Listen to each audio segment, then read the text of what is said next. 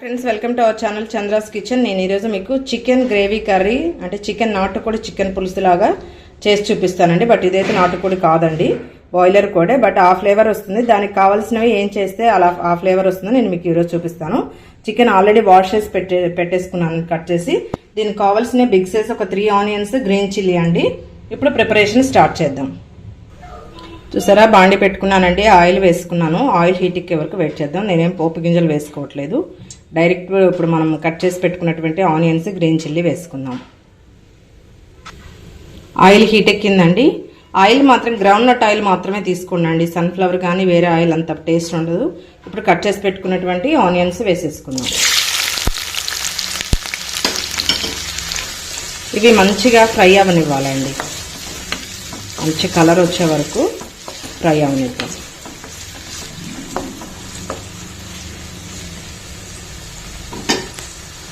కొంచెం golden brown colour వచ్చిన తర్వాత దీంట్లో చిటికెడు పసుపు వేసుకుందామండి. ఇప్పుడు మనము ఆల్రెడీ వాష్ చేసి పెట్టుకున్నటువంటి చికెన్ వేసుకుందామండి. ఈ చికెన్ ఎప్పుడైనా వాష్ చేసిన తర్వాత ఒక 1 మినిట్ స్ట్రైనర్లో వేసి పెట్టుకోవాలండి, ఎందుకంటే కొంచెం వాటర్ లేకుండా ఉంటేనే బాగుంటుంది. ఆటోమేటిక్ దాంట్లో వాటర్ ఉంటుంది కాబట్టి మనం మూత పెట్టేసేస్తే ఇంకెక్కువ వాటర్ వచ్చేస్తుందండి. చూసారు, ఇలా 1 నిమిషం ఉంచుకున్న తర్వాత వేసుకుంటే బాగుంటుంది. దీన్ని కూడా మొత్తం మిక్స్ చేసేద్దాం. మొత్తం మిక్స్ చేసేసాను కదండి. ఇప్పుడు మూత పెట్టేసేసుకుందాం. ఒక 1 మినిట్ వెయిట్ చేద్దాం. ఒకసారి మూత తీసి చూద్దాం.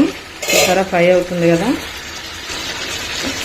కొంచెం ఫ్రై అయిన తర్వాత అల్లం వెల్లుల్లి పేస్ట్ వేసుకున్నామండి. ఇందులో చెప్పాను కదా, నాటుకోడి పులుసు రాగా టేస్ట్ రావాలి అని అంటే మనం అప్పటికప్పుడే అల్లం వెల్లుల్లి పేస్ట్ పట్టుకోవాలండి. ముందు కానీ పట్టింది ఉంటే కనుక వేసుకోకూడదు. ఆ ఫ్లేవర్ రావాలి అంటే మనం ఖచ్చితంగా ఇప్పుడే మిక్సీ వేసుకొని వేసుకోవాలండి, లేదంటే నూరుకొనైనా వేసుకోవచ్చు. అల్లం వెల్లుల్లి పేస్ట్ కొంచెం ఫ్రై అయిన తర్వాత వేద్దాం. కొంచెం ఫ్రై అయ్యేలోపు మనం మూత పెట్టేసుకొని మసాలా ప్రిపేర్ చేసుకుందాం. చూసారు, నేను ఆల్రెడీ అల్లం వెల్లుల్లి పేస్ట్ వేసేసానండి. ఇప్పుడు దీనికి పొడి మసాలా కోసం, గరం మసాలా కోసం 2 టేబుల్ స్పూన్లు ధనియాలు, చిటికెడే జీరా అండి. ఇవి చిన్న ఇంచు దాల్చిన చెక్క, ఒక ఇలాచి, 4 లవంగాలండి. ఎక్కువ వేసుకోకూడదు, స్పైసీ వచ్చేసి మంట వచ్చేస్తుందండి. ఇలా ఉంటే సరిపోతుంది. వీటిని మంచిగా వేయించుకోవాలండి, గోల్డెన్ బ్రౌన్ కలర్ వచ్చే వరకు లో ఫ్లేమ్లో పెట్టి వేయించుకోవాలి, హై ఫ్లేమ్లో పెట్టద్దు. చూసారని చక్కగా వేగిపోతున్నాయి కదా. దీనిలో ఇలా కొంచెం మంచి కలర్ వచ్చేసినాయండి. ఇప్పుడు వీటిలో ఇప్పుడు కొంచెము అంటే 1/2 టేబుల్ స్పూన్ కన్నా తక్కువ కొంచెం మనం గసాలా వేసుకోవాలండి. 1/2 టేబుల్ స్పూన్ కన్నా కూడా తక్కువే వేసుకున్నాం, ఎందుకంటే మనం తీసుకున్నటువంటి కర్రీకి సరిపోతుంది. దీన్ని కూడా ఇలా ఫ్రై చేసి, ఎందుకంటే ఈ గసాలా వేసుకోవటం వల్ల ఏంటంటే గ్రేవీ బాగుంటుందండి. ఇప్పుడు స్టవ్ ఆఫ్ చేసేద్దాం. చూసారా, కంప్లీట్గా వేగిపోయాయండి. చల్లారే వరకు వెయిట్ చేద్దాం. ఇప్పుడు ఒక్కసారి కర్రీ చూద్దాం. ఒకసారి మూత తీసి చూద్దాం. చూసారా, ఫ్రై అవుతుందండి.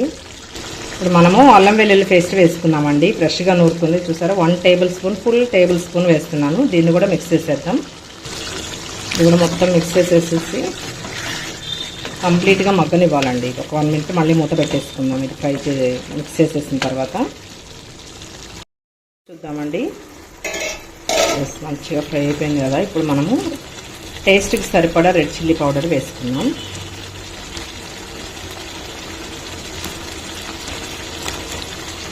చికెన్ కదండి, కొంచెం ఎక్కువ పడుతుంది. ఎక్కువ వేసుకుంటేనే స్పైసీనెస్, అందులో మనం నాటుకోడి పులుసు ఫ్లేవర్ చేస్తున్నాం కాబట్టి కొంచెం ఎక్కువే ఉండాలి. ఇప్పుడు దీన్ని మిక్స్ చేసేద్దాం. సరే, మొత్తం మిక్స్ చేసేసానండి. మళ్ళీ 1 మినిట్ మూత పెట్టేసేసుకుందాం. మగ్గాలి కదా, ఆ పచ్చి కారం వాసన పోవాలంటే మనం ఒక 1 మినిట్ వెయిట్ చేయాలి.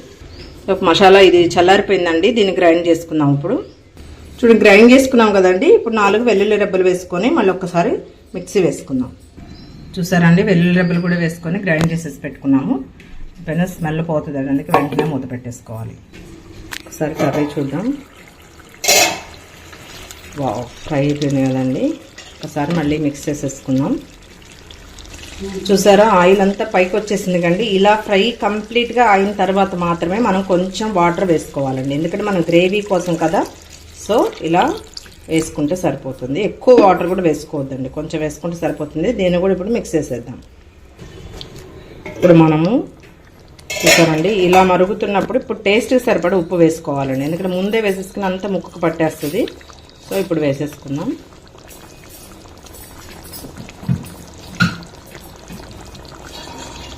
మిక్స్ చేసేద్దాం ఒకసారి. చూసారండి, మొత్తం మిక్స్ చేసేసాను. ఇప్పుడు మూత పెట్టేద్దాం. ఈ సాల్ట్ వేసిన తర్వాత అసలైన స్మెల్ వచ్చేస్తుందండి. ఇప్పుడు మూత పెట్టి ఒక 1 minute వెయిట్ చేద్దాం. మన కర్రీ కంప్లీట్ అయిపోయిందండి. ఇప్పుడు మనం ఫైనల్గా కొత్తిమీర చల్లేసుకుందాం. నేను మసాలా కూడా వేసేసానండి. ఆల్రెడీ మనం ప్రిపేర్ చేసుకున్నటువంటి మసాలా ఉంది కదా, దాన్ని వేసేసాను.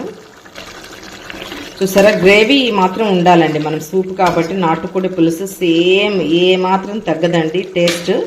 మీరు కూడా ఇలానే ట్రై చేయండి, సూపర్ టేస్ట్ అండి. అంటే మసాలాలు దీనిలో వచ్చేటువంటి టేస్ట్ ఎక్కడ అంటే మనం అప్పటికప్పుడు మసాలాలు ప్రిపేర్ చేసుకొని వేసుకోవాలండి. ఆ స్పైసీనెస్ కానీ అది చాలా బాగుంటుంది.